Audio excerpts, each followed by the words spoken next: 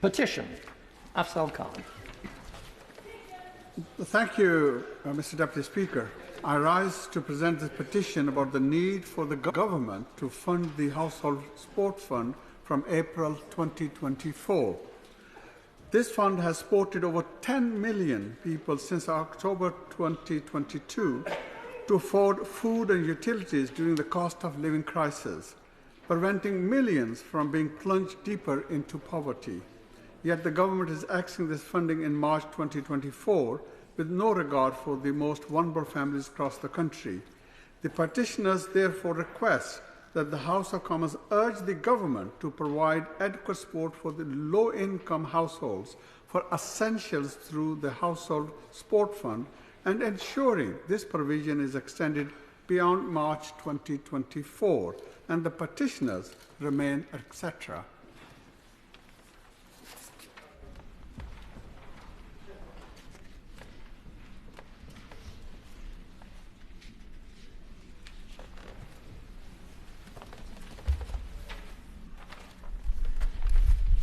Petition, Household Support Fund beyond April 2024. Petition, Martyn Day. Thank you, Mr Deputy Speaker. I rise to present a petition on behalf of the constituents of Linlithgow and East Falkirk relating to food insecurity. At this time of a cost of living crisis, it's shocking that 1 in 4 households in the UK with children have experienced food insecurity, with 28% of young mums skipping meals, a figure which rises to 37% for those on universal credit. With your indulgence, I would just like to say to those petitioners affected by this issue and indeed other aspects of cost of living. In my constituency, I'm hosting a cost of living event drop-in on Friday at the Reconnect Regal Theatre, and they should perhaps come along, and I would encourage them to do so.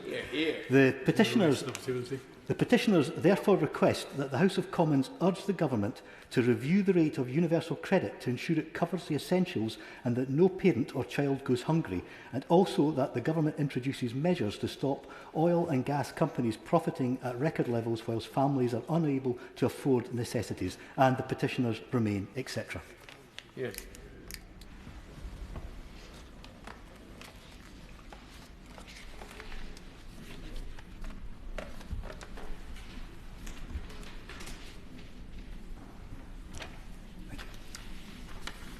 Petition, Food Insecurity.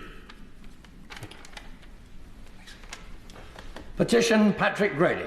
Thank you, Mr Deputy Speaker. This petition on behalf of the residents of Glasgow North was drafted before the ruling of the ICJ and indeed the decision of the UK Government to cut funding to UNRWA.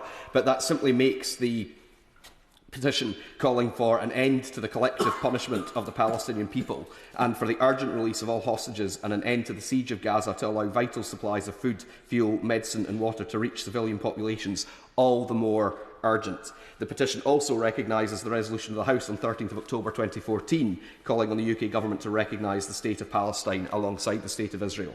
So the petitioners therefore request that the House of Commons urgently The petitioners therefore request that the House of Commons urges the Government to join with others in the international community in urgently pressing all parties to agree to an immediate ceasefire and to call on the UK Government to recognise the State of Palestine alongside the State of Israel.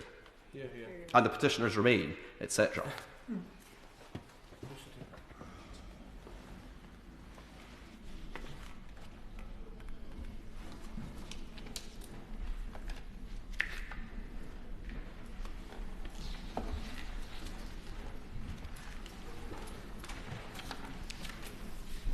Petition, Ceasefire and the State of Palestine.